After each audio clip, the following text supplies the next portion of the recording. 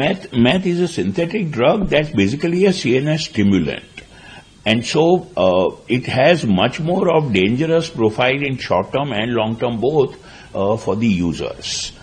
One, because it can trigger psychosis or schizophrenia in people who are susceptible, who have not had illness till then, or at least temporary symptoms of psychosis or schizophrenia. Two, the process of getting people off if they are addicted is very difficult because there is no antidote or drug available.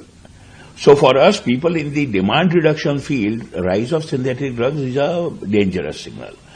It's good that the supply curtailment, law enforcement keeps happening more and more.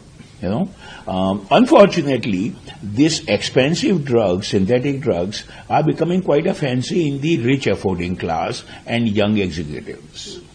So that's the danger why both demand reduction, treatment, prevention, and on the other law enforcement will both have to continue.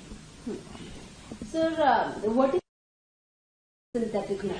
See, the methylphenidate medicine was essentially a CNS stimulant that was also used as a medicine for rare conditions like ADHD, and is still used.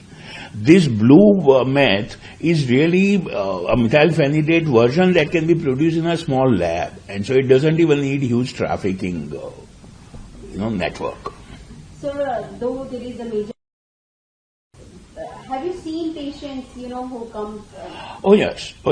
We see young people with meth use, especially with mental health problems. And so, like I said, one more time, see the overlap between drug abuse problem in youth and mental health problem. Both are serious enough. When they coexist, drug use like meth with schizophrenia or psychosis.